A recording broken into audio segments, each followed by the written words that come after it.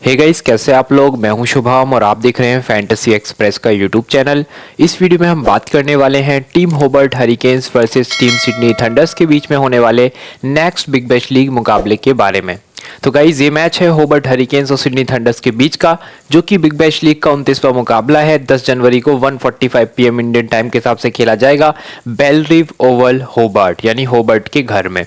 तो सबसे पहले हम बात करेंगे वेन्यू रिकॉर्ड की, उसके बाद आपको प्लेयर्स के बारे में इंट्रोडक्शन देंगे, कौन कौन से प्लेयर्स मैच में इंपॉर्टेंट है पिच के हिसाब से, और कौन कौन से बॉलर्स या बैटर्स आपको नहीं छोड़ने चाहिए। कुछ डिफरेंशियल पिक्स भी दूंगा, जैसे कि high risk high reward players, तो वो भी आपको पता चलेंगे, और अंत में ड्रीम 11 की टीम की डिस्कशन करेंगे। तो वीडियो को पूरा अंत तक देखिएगा, काफी इंपॉर्टेंट ये वीडियो रहेगा। इस वीडियो को देखने के बाद आपके सारे डाउट क्लियर हो जाएंगे इस मैच के रिगार्डिंग। सबसे पहले बात करते हैं ग्राउंड की। तो ग्राउंड है Bellerive Oval Hobart. 65 matches T20 domestic के यहाँ पे खेले गए हैं, जिसमें से 33 बैटिंग फर्स्ट और 32 बैटिंग सेकंड ने जीते। लगभग बैटिंग और जो बॉलिंग है, मतलब पहले फील्डिंग करो या बैटिंग करो, उससे ज्यादा फर्क नहीं पड़ रहा है रिजल्ट पे। 167 का एवरेज स्कोर है, हाईएस्ट टोटल 212 है, लोएस्ट टोटल 60 है। पिछले दो मुकाबले जो इस ग्राउंड पे खेले गए, 5 जनवरी को एक मैच हुआ था एडिलेड स्ट्राइकर्स होबर्ट हरिकेन्स का, जिसको होबर्ट हरिकेन्स ने 5 विकेट से जीता। उसके पहले होबर्ट हरिकेन्स सिडनी सिक्सर्स का एक मैच था, जिसको होबर्ट हरिकेन्स ने 50 रन से जीता। पिछले दोनों ही मुकाबले होबर्ट ने जो इस ग्राउंड पे खेले हैं, दोनों मैचेस अच्छे थे और दोनों में जीत हासिल करी है। पिछले दो मैचेस में फास्ट बॉलर्स को 16 विकेट और स्पिनर्स को 10 विकेट मिली है। हेड टू हेड रिकॉर्ड्स की बात करें तो 10 मुकाबले खेले गए हैं सिडनी थंडर्स और होबर्ट हरिकेन्स के बीच में इस ग्राउंड पे, और उन 10 मुकाबलों में से 8 बार विजेता रही है होबर्ट हरिकेन्स की टीम। मतलब 8 बार विनिंग करी है होबर्ट हरिकेन ने और 2 बार सिडनी थंडर्स। होबर्ट हरिकेन्स ने 58 में से 33 मैचेस ग्राउंड पे खेले हैं, मतलब जीते हैं। 33 मुकाबले जीते हैं 58 मैचेस में से। और वहीं सिडनी थंडर्स ने इस ग्राउंड पे 10 ही मुकाबले खेले हैं, जिसमें से 2 ही ये जीते हैं। तो सिडनी थंडर्स का रिकॉर्ड बेलरिव ओवल होबार्ट में बहुत अच्छा नहीं है, जबकि होबर्ट हरिकेन्स का रिकॉर्ड देखें तो सेटिस्फैक्ट्री है। 50% से ज्यादा विनिंग रेट है उनका। अगर हम बात करें लास्ट 2 हेड टू हेड मुकाबलों की जो इनके बीच में खेले गए, तो इन दोनों टीमों के बीच में खेले गए आखिरी मुकाबलों में 1 जनवरी 1 2024 का मुकाबला है, 1 जनवरी 15 2023 का। मतलब 1 साल पुराना और 2 साल पुराना मैच है। और उन दोनों मैचेस में किन किन प्लेयर्स ने परफॉर्मेंस दिया है, उसकी एक लिस्ट आपको यहाँ पे दिख रही होगी। आप चाहे तो स्क्रीनशॉट ले लीजिएगा, तो बाद में आप इस लिस्ट को अच्छे से देख लीजिएगा। ये पिछले 2 मुकाबले हैं, जिसमें जिन प्लेयर्स ने खेला है अच्छा, उनके बारे में थोड़ी सी स्टैट्स उनके अलग से लिख दिए गए। अगर हम बात करें हेड टू हेड रिकॉर्ड की, तो हेड टू हेड में होबर्ट्स और सिडनी थंडर्स 21 बार आमने सामने खेली है, जिसमें से 12 बार होबर्ट जीती है, 8 बार सिडनी थंडर्स जीती है, और एक मैच एबेंडेंट भी हुआ था। तो यहां भी ओवरऑल हेड टू हेड में होबर्ट हरिकेन आगे है। आखिरी 5 मुकाबले अगर आप हेड टू हेड के देखें, तो वहां पे होबर्ट्स ने 3 जीते हैं और सिडनी थंडर्स ने 2 जीते हैं। तो यहां भी होबर्ट आगे दिख रही है लास्ट 5 मैचेस में भी। ओवरऑल विनिंग परसेंटेज 55% के आसपास होबर्ट्स का दिख रहा है, मतलब मैच टक्कर का हो सकता है, पर फिर भी थोड़ी सी होबर्ट हरिकेन जो है वो फेवरेट नजर आ रही है। आगे चलते हैं और बात करते हैं प्लेइंग 11 की। क्या प्लेइंग 11 होगी? एक बदलाव आपको इस टीम में देखने को मिलेगा, और वो होगा डब्ल्यू सलाम खेली जा चुके हैं इस टीम से, और उनकी जगह पे पीटर हेडज़ेग्लू इस मैच में खेल सकते हैं। ठीक है, सलाम खेली इनके left arm wrist chinaman bowler थे, उनकी जगह पे Peter Hatzoglou right arm leg break googly bowler आ सकते हैं। ठीक है, ओपनिंग पेयर वही रहेगा मिशेल ओवेन और मैथ्यू वेड का, और ओवेन और वेड इस ग्राउंड पे अच्छा खेल भी सकते हैं। शाही की शुरुआत अच्छी हो नहीं रही है, अगर आप देखें इस टूर्नामेंट में तो 20 के एवरेज के आसपास खेल रहे हैं, तो काफी स्लो खेल रहे हैं। इस प्लेयर को आप चाहो तो ड्रॉप भी कर सकते हो। नंबर 3 पे बेन मैकडॉर्मेट है। वैसे तो एवरेज तौर पे T20s में ठीक ही ठाक खेलते हैं, पर समटाइम्स बहुत बड़ा स्कोर भी कर देते हैं, तो ये आपके लिए मैच विनर प्लेयर भी साबित हो सकते हैं, और होबर्ट पे आपको इनको जरूर लेना चाहिए। Nikhil Chaudhary right arm off break bowler है और थोड़ी बहुत बैटिंग भी करना जानते हैं, एक ऑलराउंडर प्लेयर है। अगर सामने लेफ्ट हैंडर्स ज्यादा देर टिकेंगे तो निखिल आपको 1-2 ओवर करते दिख सकते हैं। उसके बाद टिम डेविड है इस टीम के, और बाकी मेरे हिसाब से इस पूरी बिग बैश लीग के सबसे जबरदस्त पावर हिटर है। इस प्लेयर का आप बड़ा ध्यान रखना, डिफरेंशियल पिक्स में आप इसको डाल दीजिए, क्योंकि इस पोजीशन पे कम लोग इसको लेते हैं, पर ये प्लेयर मैच विनर है, कभी भी ये आएगा। और आपको पता है बैटिंग बहुत अच्छी होबर्ट्स की कभी कभी नहीं होती है, मतलब ऊपर के 1-2 प्लेयर थोड़ा बहुत खेल जाते हैं, फिर सीधा टिम डेविड तक बैटिंग आ जाती है। बीच में शाही होप नहीं संभाल पाते, बेन मैकडॉर्मेट जल्दी विकेट गवा देते हैं, निखिल चौधरी एक्सपीरियंस की कमी, तो कहीं ना कहीं टिम डेविड को मौका मिल सकता है। तो वो एक चीज को आपको ध्यान में रखना है, ग्रैंड लीग्स वाले इनको जरूर रखिएगा। क्रिस जॉर्डन आपको बैटिंग बैकअप भी देंगे और डेथ बॉलिंग भी करते हैं टीम के लिए। नेथन एलिस है, रायले मेरिडिथ है इस टीम के जबरदस्त और सबसे बढ़िया पेस बॉलर, जो पावर प्लेस में सबसे इफेक्टिव होते हैं। फिर बिली स्टेनलेक हैं और पीटर हेडजेग्लू मिड ओवर्स में बॉलिंग करेंगे। अब बात करते हैं इस टीम के कौन कौन से बॉलर्स हैं जो पावर प्ले में बॉलिंग कर सकते हैं। देखिए, सबसे पहले अगर हम पावर प्ले बॉलर्स की बात करें तो इनके पास दो बॉलर्स हैं, नेथन एलिस और रायले मेरेडिथ। मेरे हिसाब से इन लोगों को पावर प्ले में बॉलिंग करनी चाहिए, जिसमें मेन पावर प्ले बॉलर रायले मेरेडिथ होगा, मतलब जो सबसे सटीक बॉलिंग पावर प्ले में कर सकता है, बढ़िया स्विंग जनरेट, बढ़िया पेस जनरेट करते हैं रायले मेरेडिथ। ठीक है, इनका बड़ा ध्यान रखना, शुरुआत में विकेट ले सकते हैं। डेथ ओवर्स की अगर हम बात करें तो डेथ ओवर्स में एक प्लेयर तो फिक्स है, क्रिस जॉर्डन, जिसको मेरे हिसाब से डेथ में बॉलिंग करनी चाहिए, बट टीम समटाइम एक्सपेरिमेंट भी कर लेती है। रायले मेरेडिथ, नेथन एलिस और क्रिस जॉर्डन का आपको पेयर भी दिख सकता है, ट्रायो भी दिख सकता है डेथ ओवर्स में, पर मेरे हिसाब से डेथ में प्रॉपर बॉलिंग क्रिस जॉर्डन को करनी चाहिए और उनके साथ आपको एलिस या मेरेडिथ का थोड़ा बहुत सपोर्ट मिल सकता है। मेनली एलिस को डेथ में आना चाहिए क्योंकि एलिस प्रॉपर डेथ के बॉलर है। रायले मेरेडिथ का मेन काम जो है वो पावर प्लेज में होता है, तो शुरुआत में कभी कभी 2 और कभी कभी 3 ओवर भी करके जा सकते हैं। डेथ में हो सकता है एक आध ओवर मिले या ना भी मिले रायले को, पर जॉर्डन और नेथन एलिस के ज्यादा चांस होते हैं डेथ में बॉलिंग करने के। और मिड ओवर्स में आपको पीटर हेडजेग्लू दिख जाएंगे और मोस्ट ऑफ द ओवर्स में बिली स्टेनलेक भी शुरुआत में और मिड ओवर्स में बॉलिंग करेंगे। ठीक है, जरूरत पड़ी तो टीम निखिल चौधरी से भी एक आधा ओवर डलवा सकते हैं। मिच ओवन भी पार्ट टाइम बॉलर है, बट वो करते नहीं बॉलिंग ज्यादा। ठीक है, इसके बाद हम आगे चलेंगे, थोड़ा सा इनका हम रिकॉर्ड भी देख लेते हैं। आपको बता दूं किस प्लेयर को हमको लेना चाहिए और किसको नहीं लेना चाहिए। पूरे मैं आपको जो स्टैट बताऊंगा ना, विद लॉजिक बताने वाला हूं। ठीक है, अगर हम बात करें मिच ओवन की तो आखिरी 4 मैचेस में इनका परफॉर्मेंस कैसा रहा है, काफी अच्छा रहा है। बैटिंग एवरेज 26 की है, आपको इनको टीम में यहां पे टिक कराया मैंने क्योंकि इनको आपको लेना चाहिए रिसेंट फॉर्म के हिसाब से। पर अगर आप इनका रिकॉर्ड सिडनी थंडर्स के सामने देखें तो 2 बार खेले हैं, दोनों बार ये नॉट आउट रहे हैं, पर बड़ी इनिंग नहीं खेल पाए। इनको टॉप ऑर्डर में बैटिंग करने शायद नहीं मिला होगा, तभी इनके रन्स जो है नॉट आउट हैं और कम है, तो उस हिसाब से आपको इनको टीम में लेना ही चाहिए। इस ग्राउंड पे भी रिकॉर्ड देखें मिच ओवन के तो काफी अच्छे रिकॉर्ड है, 50 के आसपास एवरेज है, ये भी देख लीजिए, 57 की एवरेज है इस ग्राउंड पे मिच ओवन की, तो उस हिसाब से आपको इनको लेना चाहिए। तो हर तरीके से अगर आप देखें मिच ओवन टीम में फिट बैठ रहे हैं, आपकी ड्रीम 11 की टीम में आपको इनको लेना चाहिए। मैथ्यू वेड की बात करें, एवरेज 27 का है, उस हिसाब से ये एक बहुत अच्छे पिक नहीं दिख रहे हैं, पर एवरेज पिक है। ठीक है, तो उसके लिए मैंने इस तरीके का सिंबल यूज करा है। अपोजिशन टीम के सामने सुपर हिट है, क्यों? पिछले 4-5 मैच आप देखिए उठा के बहुत अच्छे परफॉर्मेंसेस दिए थंडर्स के सामने, और इस ग्राउंड पे रिकॉर्ड देखें तो वो एवरेज है, सेटिस्फैक्टरी। तो कुल मिला के इस प्लेयर को भी आपको फिर कंसीडर कर लेना चाहिए क्योंकि ये विकेट कीपिंग से भी आपको काफी पॉइंट दे सकता है। तो यहां से मिच ओवन भी आपकी टीम में आने चाहिए और मैथ्यू वेड भी आपकी टीम में आने चाहिए। अब बात करते हैं शाही होप की रिसेंट परफॉर्मेंस। अगर आप देखें पिछले 3-4 मैचेस में तो एवरेज परफॉर्म किया हुआ है, वही मैंने आपको जो बताया था 20 के आसपास की एवरेज बन रही होगी बिग बैश में। अभी तक सिडनी थंडर्स के सामने फर्स्ट टाइम खेलेंगे, ग्राउंड पे रिकॉर्ड देखें तो अभी तक कोई बहुत अच्छा रिकॉर्ड नहीं है, खराब ही है रिकॉर्ड।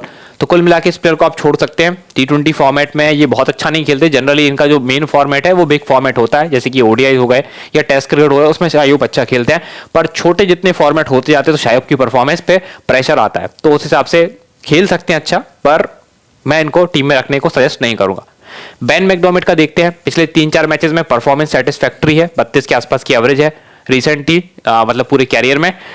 सिडनी थंडर्स के सामने रिकॉर्ड काफी अच्छा दिख रहा है क्योंकि ओवरऑल एवरेज 39 की दिख रही है, जो कि लगभग बराबर है मैथ्यू वेड के। ये लोग अच्छा खेलते हैं थंडर्स के सामने। और ग्राउंड पे रिकॉर्ड देखें तो पिछले 3-4 मैच खराब है, बट ओवरऑल एवरेज काफी अच्छी है, तो उस हिसाब से एक एवरेज पिक यहाँ पे दिख रहा है। तो एवरेज, सुपर हिट, एवरेज, तो ये भी आपकी टीम में होने चाहिए, बड़े प्लेयर हैं। फिर आते हैं निखिल चौधरी। पिछले 3-4 मैचेस में परफॉर्मेंस देखें तो एवरेज परफॉर्मेंस दी हुई है। लास्ट टाइम अपोजिशन टीम के सामने बैटिंग नहीं करी थी इन्होंने, बॉलिंग में 2 विकेट निकाले थे, तो एवरेज कर देते हैं यहाँ पे।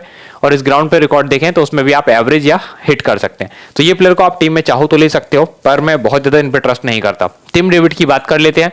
टिम डेविड के आखिरी 3-4 मैच अगर आप देखें तो पिछले मैच में 62, 4, 33, 0। सबसे बड़ी बात है ये सुपर हिट प्लेयर इसलिए है क्योंकि ये कम बॉलों में काफी रन्स बना देते हैं। इनका स्ट्राइक रेट 200-250 भी क्रॉस कर जाता है, और ये जो है ये फिनिश करने आते हैं मैच में, है ना। मतलब शुरुआत इन प्लेयर्स से होगी। अगर इनका बैटिंग ऑर्डर सडन कोलैप्स हुआ तब टिम डेविड जल्दी आ सकते हैं, वरना टिम डेविड का मेन काम है कि आखिरी के 2-3 ओवर में बैटिंग करना, और उसी में अगर 10-12 बॉल मिल गई तो 20-25 बड़े आराम से बना देते हैं, और ज्यादा समय मिला तो 62-50 भी बना सकते हैं। एवरेज 28 का चलता है, उस हिसाब से मैं इनको सुपर हिट कैटेगरी में डालूंगा क्योंकि उनकी पोजीशन वैसी है। अपोजिशन टीम के सामने 35 की एवरेज से खेले, पिछले 4 मैच भी काफी अच्छे गए, तो यहां भी सुपर हिट डालूंगा। और इस ग्राउंड पे रिकॉर्ड देखे 34 की एवरेज है, तो इसको मैं थोड़ा सा एवरेज कर रहा हूं, पर इनकी बैटिंग पोजीशन के हिसाब से 34-35 एवरेज अच्छा है, तो ये प्लेयर आप टीम में ले सकते हैं, रिस्की रहेगा क्योंकि बैटिंग ऑर्डर डाउन है, पर इनका मेन काम वहीं पे होता है। फिर आते हैं क्रिस जॉर्डन, नेथन एलिस, रायले मैर्डिथ, बिली स्टेनलेक और पीटर हेड्जेग्लू। जरा आप इन पांचों बॉलर का परफॉर्मेंस देखिए रिसेंटली कैसा चल रहा है। स्ट्राइक रेट के मामले में सबसे विकेट टेकिंग बॉलर एक रायले मैर्डिथ है, 17.7 की स्ट्राइक रेट है, मतलब हर 17 से 18 बॉल में विकेट निकालते हैं। और एक है क्रिस जॉर्डन जो 18 से 19 बॉल में एक विकेट ले जाते हैं अपने कैरियर में। पिछले चार मुकाबले देखिए, पिछले 4 मैच में क्रिस जॉर्डन ने कुछ रन्स भी बनाए हैं और विकेट कितने लिए? 6। नेथन एलिस ने पिछले 4 मैच में निकाले हैं कितने? 4 विकेट। रायले मैर्डिथ के पास पिछले 4 मैच में है 5 विकेट। बिली स्टेनलेक के पास है 4 विकेट। पीटर हेड्जेग्लू के पास है सिर्फ 1 विकेट। ठीक है, तो यहां पे आपको समझ में आ गया कि क्रिस जॉर्डन और रायले मैर्डिथ टीम के लिए पिछले 4 मैच में सबसे ज्यादा विकेट लेके गए। अपोजिशन टीम के सामने परफॉर्मेंस देखिए क्रिस जॉर्डन की, पिछले 3 मैच में इनके पास 6 विकेट है। नेथन एलिस के पास कितने विकेट है? 10 विकेट है पिछले 4 मुकाबलों में, मतलब अपोजिशन टीम को एलिस अच्छा खेल रहे हैं। रायले मैर्डिथ के पास पिछले 4 मैच में कितने विकेट है? 7 विकेट है। बिली के पास पिछले 4 मैच में 3 विकेट है और पीटर ने खेला ही नहीं है अपोजिशन टीम को। तो कुल मिला के यहाँ पे 2-3 प्लेयर काफी अच्छे निकल के आए, एक नेथन एलिस, एक क्रिस जॉर्डन, एक रायले मैर्डिथ। ठीक है, ग्राउंड पे अगर आप परफॉर्मेंस देखें तो क्रिस जॉर्डन के पिछले 4 मैच में कितने विकेट है? 5 विकेट है। नेथन एलिस के कितने विकेट है? 2 विकेट है। रायले मैर्डिथ के इस ग्राउंड पे कितने विकेट है 4 मैच में?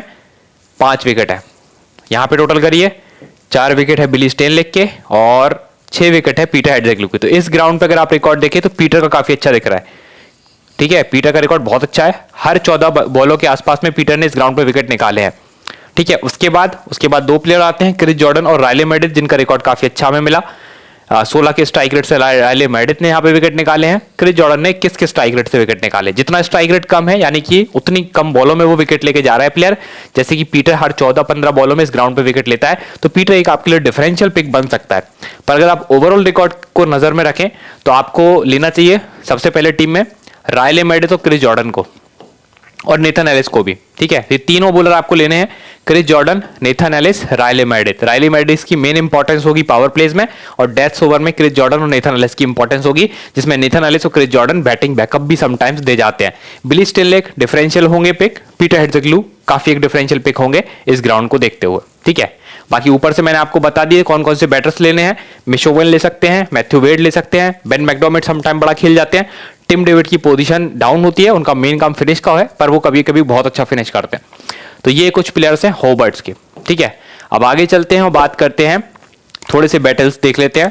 तो शाई होप का एक बैटल है क्रिस ग्रीन से, 71 बॉल्स में 84 रन है शाई होप के क्रिस ग्रीन के सामने, 3 बार अपना विकेट गंवाया है। बेन मैकडॉर्मिट की बात करें तो यहाँ पे इनका विकेट लिया है क्रिश्चियन ने एक बार वेस सागर ने लिया है, पर दोनों को अच्छा खेले हैं बेन मैकडॉर्मिट। और टिम डेविड, क्रिश्चियन इनका 13 बॉल में 1 बार विकेट ले चुके हैं। अब जल्दी से बात करते हैं कुछ ऑफर्स की जो आपके लिए बिग बैश लीग में चल रहे हैं और इसमें आप अच्छा खासा पैसा कमा सकते हैं। तो गाइस ये फैनलाइन 11 के ऑफर्स है जिसमें 50,000 का बीबीएल इन्वेस्टमेंट लीडर बोर्ड चल रहा है। अब यहाँ पे इन्वेस्टमेंट लीडर बोर्ड आने वाले हैं, SA20 का आपने देख ही लिया होगा, 25,000 का लीडर बोर्ड आया हुआ है। यहाँ पे प्लेयर्स बहुत कम है, मैं आपको बता दूं, प्लेयर्स जो है फैंटेसी प्लेयर्स जो है वो काफी कम है, जिसके चलते ये प्राइस भी काफी एक बड़ा प्राइस है, क्योंकि यहाँ पे कॉम्पिटिशन है ही नहीं। तो आपको करना क्या है, फैनलाइन 11 ऐप को डाउनलोड करना है, मेरे दिए गए लिंक से आपको 50 रुपए का रियल कैश मिल जाएगा। ठीक है, उसी रियल कैश से आप इसको बीबीएल में भी इन्वेस्ट कर सकते हैं या फिर आप खुद का पैसा डाल के भी इन्वेस्ट कर सकते हैं। आप बस 1-2 हजार का भी डिपॉजिट कर लेना, तो आप अच्छा खासा पैसा घुमा के उसी 1-2 हजार को घुमा के ना इन्वेस्टमेंट बढ़ा सकते हैं। मतलब 1,000 डिपॉजिट किया, लगाया बीबीएल में, मान लीजिए आप नो प्रॉफिट नो लॉस में रहे, 1,000 वापस आ गया, फिर लगा दिया तो आपकी 2,000 की टोटल इन्वेस्टमेंट हो गई। फिर कुछ पैसा आया, फिर लगा दिया, 3,000 की इन्वेस्टमेंट हो गई। मतलब जितना आप इन्वेस्ट करेंगे ना उस हिसाब से आपकी रैंकिंग बढ़ेगी। जितना आप हैवी इन्वेस्ट करेंगे उतनी अच्छी रैंकिंग रहेगी और आप लीडर बोर्ड में देख भी सकते कौन सा प्लेयर कितना पैसा लगा रहा है बीबीएल के मैचेस में। तो आपकी उस हिसाब से रैंकिंग बनेगी और यहाँ पे कंपटीशन काफी कम है, तो जरूर खेलिए बीबीएल फैनलाइन 11 एप्लीकेशन पे। 100% TDS GST फ्री एप्लीकेशन है फैनलाइन 11। और साथ ही साथ यहाँ पे मैं आपको बता रहा हूँ SA20 का भी लीडर बोर्ड आ चुका है और SA20 में भी ज्यादा यूजर्स नहीं खेल रहे हैं। फैनलाइन 11 पे अभी कम यूजर्स हैं तो उसमें कंपटीशन कम है। तो ये जो प्राइस है 25-50 हजार शायद आपको कम लग रहा हो, पर मेरे हिसाब से ठीक है क्योंकि प्लेयर्स ही कम है। तो आप जाइए और इजीली रैंकिंग्स अपनी यहाँ पे बनाइए, नीचे दिए गए लिंक से डाउनलोड कीजिएगा, 50 रुपए का रियल कैश मिलेगा, रेफर कोड FX लगाना है। अब बात करते हैं सिडनी थंडर्स की। देखिए थंडर्स की प्लेइंग 11 की तरफ अगर हम नजर डालें तो थंडर्स के पास कुछ ही प्लेयर्स हैं जो अच्छा खेल सकते हैं मेरे हिसाब से इस मैच में। कौन कौन से प्लेयर हैं? सबसे पहले है mister consistent David Warner, lefty batsman है, ठीक है, और ज्यादा देर टेकेंगे तो आपको पता है सामने निखिल चौधरी हैं, शायद एक आध ओवर कराने आ जाए। मैथ्यू गाइक्स भी लेफ्टी हैं, फिर यहाँ पे कोई लेफ्टी नहीं है, ठीक है, दो लेफ्टी प्लेयर है। सैम कॉन्स्टेस के साथ ये ओपन करेंगे। कॉन्स्टेस का आपने देखा था फर्स्ट मैच में काफी अच्छा खेले थे, ठीक है, उसके बाद टेस्ट क्रिकेट में गए, खेले वहां भी ठीक ठाक। डेविड वार्नर ज्यादा आपके लिए भरोसेमंद प्लेयर हैं, इनको आप जरूर टीम में पिक करना, कैप्टन वाइस कैप्टन भी कर सकते हैं। सैम को आप डिफरेंशियल पिक की तरह ग्रैंड लीग्स में ट्राई कर सकते हैं। मैथ्यू गाइक से मैं बहुत ज्यादा उम्मीद नहीं कर रहा हूं, तो इनको मैं छोड़ने का ही प्रेफर करूंगा आपको। अगर आप स्मॉल लीग खेलते हैं तो इनको छोड़ सकते हैं। ऑलिवर डेविस भी एक एवरेज पिक ही होंगे, तो इनको भी आप छोड़ सकते हैं। सैम बिलिंग्स भी आजकल बहुत अच्छा नहीं खेल रहे, बस विकेट कीपिंग का बैकअप होता है, तो कभी कभी 12-15 रन बना के भी आपको फैंटेसी में 25-30 पॉइंट दे जाते हैं, क्योंकि विकेट कीपिंग के पॉइंट मिल जाते हैं। तो ये आपके लिए डिसेंट पिक होंगे, चाहे तो ले सकते हैं, चाहे तो छोड़ भी सकते हैं। डैन क्रिश्चियन आपको जरूर लेना है, क्योंकि टीम इनको as a main bowler treat कर रही है, तो उस हिसाब से बॉलिंग इनको मिल जाती है, तो वो एक बेनिफिट रहेगा। क्रिस ग्रीन टीम के पास है, फिर टीम के पास है नेथन मैकेंड्रू, ठीक है, हो सकता है इस मैच में ज्यादा ओवर ना मिले क्रिश्चियन को, बट जिस हिसाब से खेल रहे हैं, बैटिंग बॉलिंग कर रहे हैं, अच्छा कर रहे हैं। टॉम एंड्रूज है इनके पास, मोहम्मद हसनैन यहाँ पे टीम से जुड़े हैं, और वैस आगर आए, लॉकी फर्गसन चले गए, और मोहम्मद हसनैन जो है वो इस टीम से आप जुड़ चुके हैं, ठीक है। तो हसनैन खेलेंगे, और हसनैन काफी एक स्ट्राइक बॉलर है, मतलब विकेट टेकर बॉलर है। अब हम बात करते हैं इस टीम से पावर प्लेज में कौन गेंदबाजी करेगा और डेथ ओवर्स में कौन गेंदबाजी करेगा। देखिए मोहम्मद हसनैन जो है वो पावर प्लेज में भी आते हैं बॉलिंग करने, पावर प्लेज में भी आएंगे और डेथ में भी जाएंगे, ठीक है, तो डबल एडवांटेज रहेगा इनको लेने का। तो मैं सजेस्ट करूंगा आप मोहम्मद हसनैन को इस मैच में मत छोड़िएगा, ठीक है। साथ ही साथ नेथन मैकेंड्रू और वैस आगर, ये दोनों के दोनों डेथ्स और पावर प्ले दोनों में बॉलिंग कर सकते हैं, पर पिछले कुछ मैचेस में हमने देखा टीम ने नेथन मैकेंड्रू को शुरुआत में पावर प्लेस में इस्तेमाल किया कई बार, और वैस एगर को डेथ ओवर्स में ज्यादा इस्तेमाल किया हुआ है, पर ये बदल भी सकता है।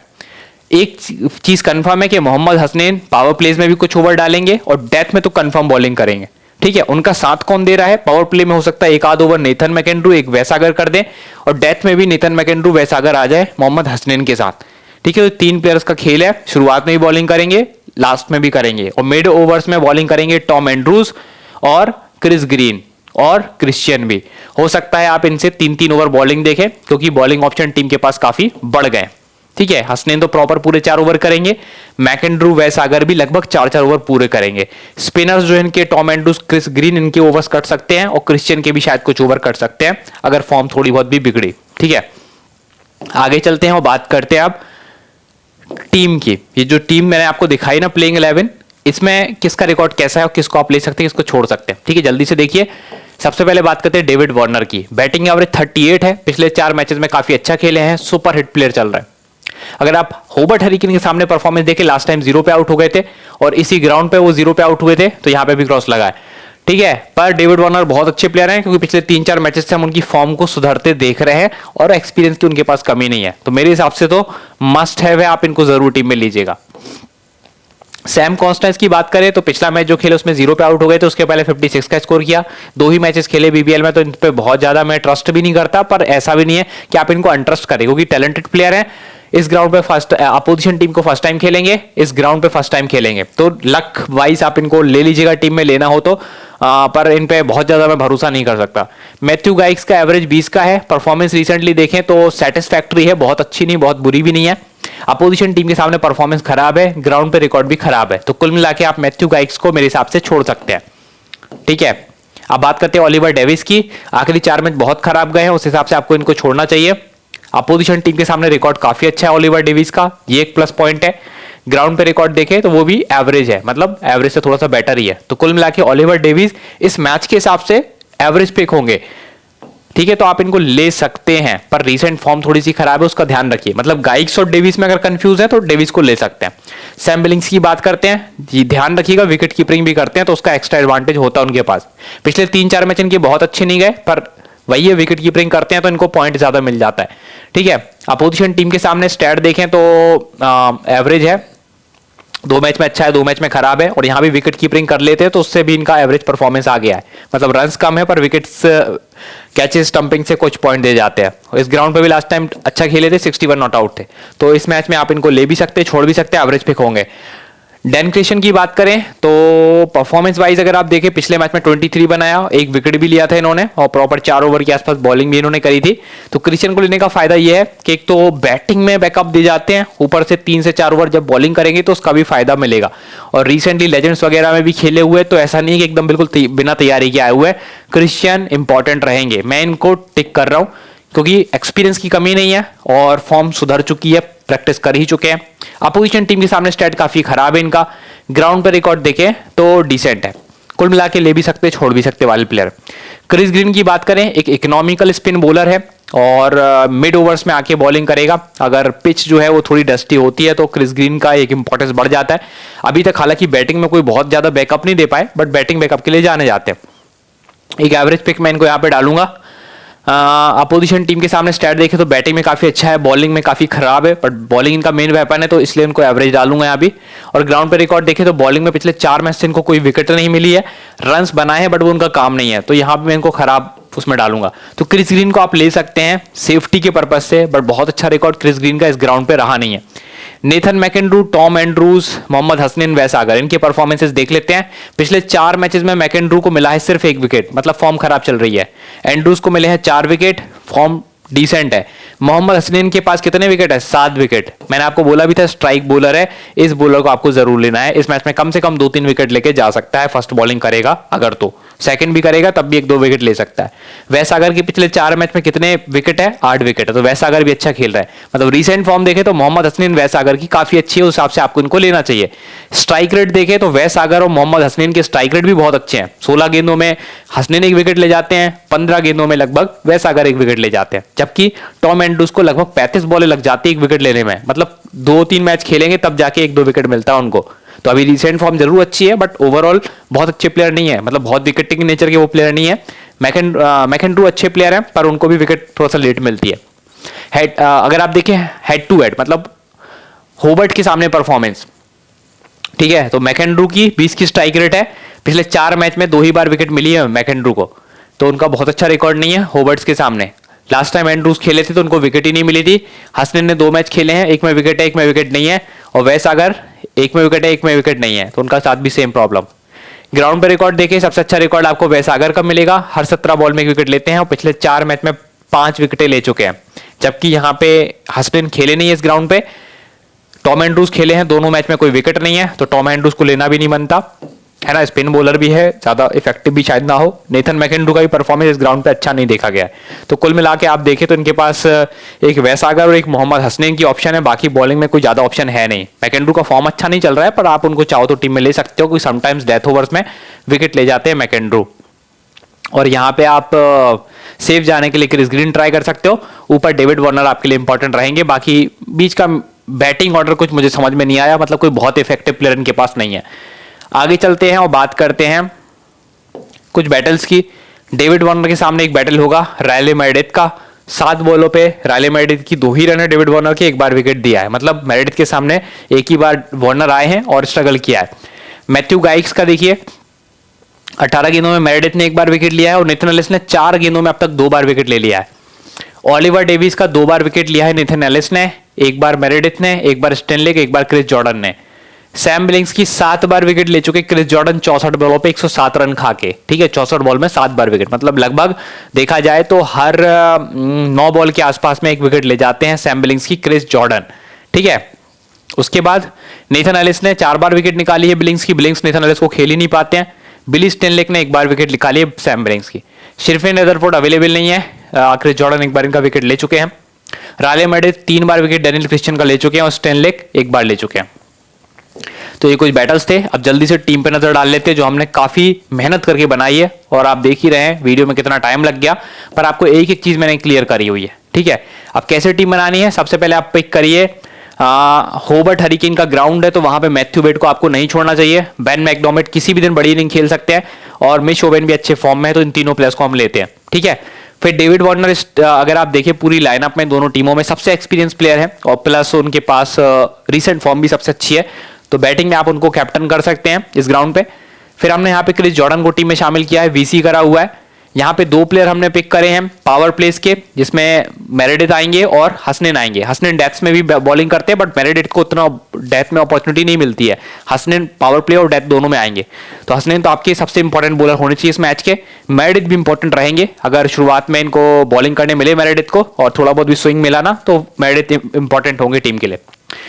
वैसागर को भी आपको लेना है, रिसेंट फॉर्म वैसागर की काफी अच्छी है और सबसे बड़ी बात इस ग्राउंड पे रिकॉर्ड वैसागर का काफी अच्छा है। और फिर हमने नेथन एलिस को भी लिया है, क्योंकि विकेट टेकिंग बॉलर तो ये भी है। नेथन मैकेंड्रू एक छूट रहे हैं, आप उनको चाहो तो टीम में ले सकते हो, बट उनकी रिसेंट फॉर्म थोड़ी सी खराब है। फॉर्म तो देखो क्रिस ग्रीन की भी बहुत अच्छी नहीं है, और क्रिश्चियन के साथ भी प्रॉब्लम ये रहेगी कि टीम के पास अब हो गए हैं लगभग, अगर टीम ने 5 बॉलर ही खिलाए और उसमें क्रिश्चियन रहे तो कंफर्म पिक होंगे, पर अगर टीम ने 6 बॉलर खिलाए तब क्रिश्चियन के ओवर कट सकते हैं। तो इस चीज का आपको डैन क्रिश्चियन का ध्यान रखना है कि वो कितने बॉलर्स के साथ टीम जा रही है, उस हिसाब से हम क्रिश्चियन को टीम में लेंगे या छोड़ेंगे। कुछ और प्लेयर्स भी हैं, नेथन मैकेंड्रू जैसे मैंने आपको बताया, ओलिवर डेविस का रिकॉर्ड बताया, सैम बिलिंग्स का स्टंपिंग कैचेस का जो एक्स्ट्रा पॉइंट होता है, कुछ रन्स वो बना देते मिड ऑर्डर में, वो हुए। तो कुछ प्लेयर हैं जिनको हम टीम में चाहे तो शामिल कर सकते हैं।